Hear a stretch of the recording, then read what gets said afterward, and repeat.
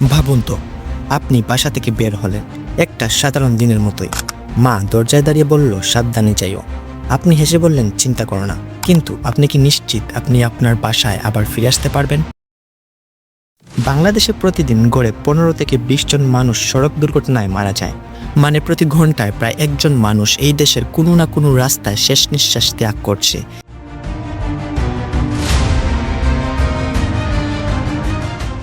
কিন্তু সবচেয়ে ভয়ঙ্কর সত্যটা কি জানেন? এই মৃত্যুগুলো হঠাৎ করে ঘটে না। এগুলোর বেশিরভাগই আগে থেকেই লেখা থাকে। কারণ এগুলো দুর্ঘটনা না, এগুলো আমাদের অবহেলার ফল। আজকের এই ভিডিওতে আমরা শুধু সংখ্যা দেখব না, আমরা দেখব এই সংখ্যার পিছনে থাকা মানুষের গল্প। বাংলাদেশের সড়ক দুর্ঘটনা এখন একটি সাইলেন্ট এপিডেমিক।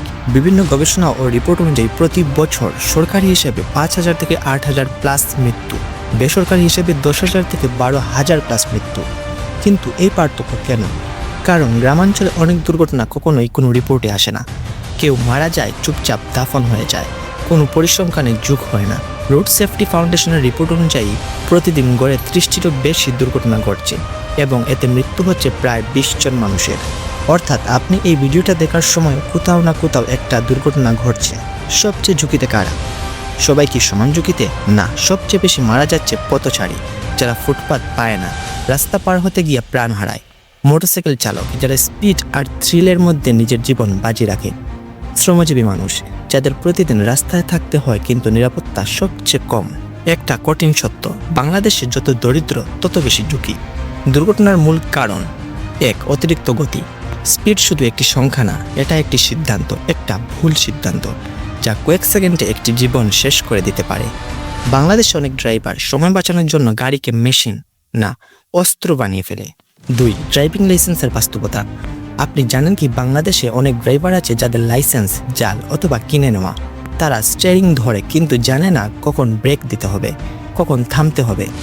3. রাস্তার অবস্থা। একটা রাস্তা শুধু পথ না, এটা জীবন বাঁচানোর একটা সিস্টেম।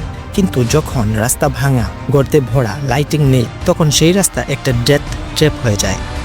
4. ডিস্ট্রাকশন। আজকের নতুন বিপদ, ড্রাইভিং হুইল ইউজিং মোবাইল। 1 সেকেন্ডের জন্য চোখ সরালেন আর সেই 1 সেকেন্ডেই সব কিছু শেষ। 5. মোটরসাইকেলের কালচার। বাংলাদেশে বাইক এখন স্টাইল, স্পিড, ফ্রিডমের প্রতীক, কিন্তু হেলমেট ছাড়া ride, racing mentality, inexperienced rider, এই কম্বিনেশন সবচেয়ে ডেডলি। একটা বাস অতিরিক্ত গতিতে ছুটছে, একজন পথচারী রাস্তা পার হচ্ছে, ড্রাইভার ফোনে ব্যস্ত। হঠাৎ একটা ব্রেক, একটা চিৎকার, একটা ধাক্কা, তারপর নীরবতা।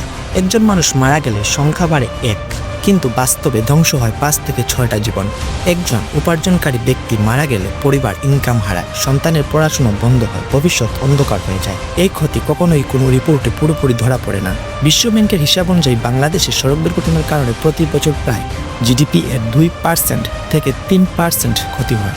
এটা কত বড় সংখ্যা? হাজার হাজার কোটি টাকার সংখ্যা। এই টাকায় নতুন হাসপাতাল বানানো যেত, শিক্ষা খাতে বিনিয়োগ করা যেত, দেশের উন্নয়ন আরও দ্রুত হতো। কিন্তু এই টাকা হারিয়ে যাচ্ছে শুধু অবহেলার কারণে। বাংলাদেশে আইন নেই এমন না, road transport act 2018, traffic rules, penalty system সবই আছে, কিন্তু সমস্যা হচ্ছে এনফোর্সমেন্ট দুর্বল, করাপশন, অ্যাকাউন্টেবিলিটি নেই। আইন কাগজে আছে কিন্তু রাস্তায় নেই। এখন একটা পার্সোনাল প্রশ্ন, আপনি যখন রাস্তায় বের হন আপনি কি হেলমেট পরেন, সিট বেল্ট ব্যবহার করেন, সিগন্যাল মানেন, নাকি একটু কিছু হবে না ভেবে ঝুঁকি নেন?